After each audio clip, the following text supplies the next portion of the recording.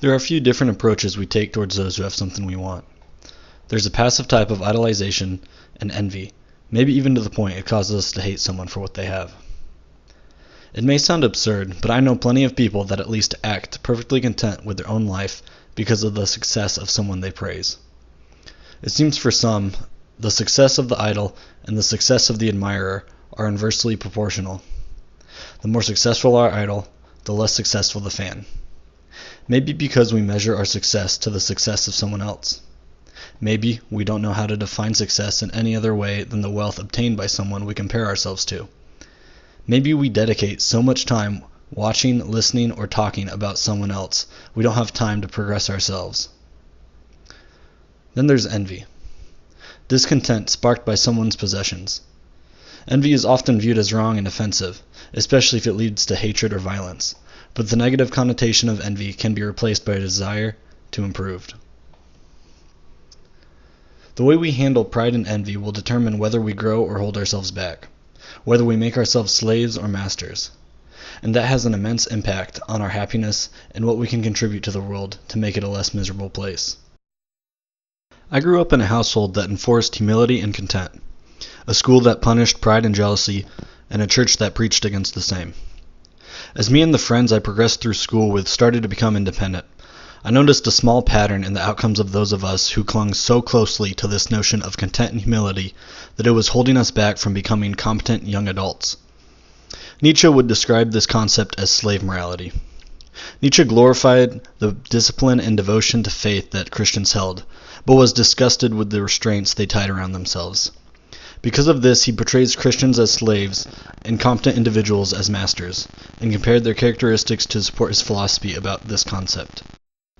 Through reading Nietzsche and many others, I noticed that I was 100% holding myself back because of a contorted method of dealing with the confidence-pride dichotomy and the inspired-envious dichotomy.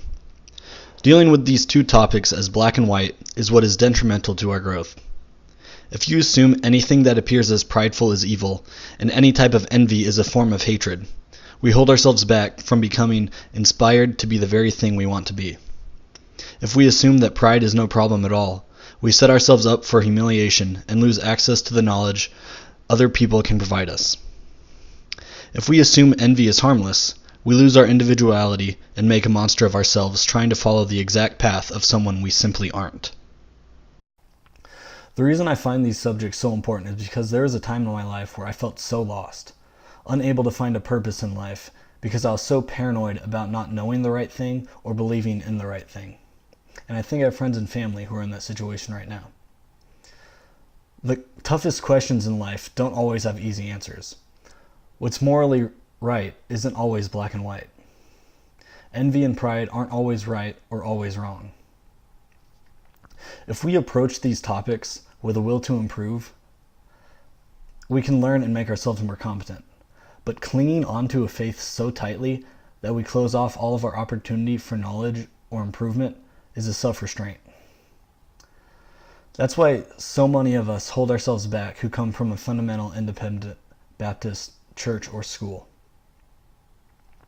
Take, for example, Romans 12:2, and be not conformed to this world. So many of us take that verse, just that first part, and commit our lives to being different.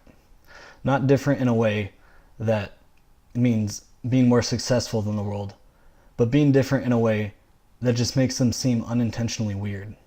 Whether you're a Christian or an atheist, a more helpful interpretation of that would be to make yourself better than the world, better than average.